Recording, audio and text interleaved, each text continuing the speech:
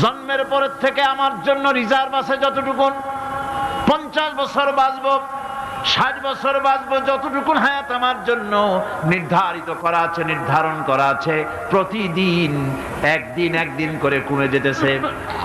এজন্য আমি বলি, আমার বাড়িতে যে ঘড়িটা আছে, এই ঘড়িটা বেলা 1টার সময় ঢং করে একটা আওয়াজ দেয়, শ্রোতাকে শুনিয়ে দেয়, বাড়িওয়ালা তোমার জীবনের মূল্যবান হায়াত থেকে 1 ঘন্টা কমায়া দিলাম।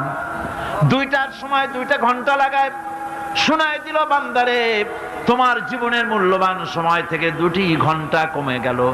এমনি করে দিন গেল, মাস গেল, বছর গেল, আমাদের হুঁশ হলো না। সময় চলে গেল তাস খেলে খেলে, সময় চলে গেল আমাদের খেলাধুলা করে, শয়তানি বদমাশি করে। সময় কতটুকুন পেলাম? কিয়ামতের দিন, বিচারের দিনটা যেটা হবে, আল্লাহ রাব্বুল আলামিন বলেন বিচারের দিনটা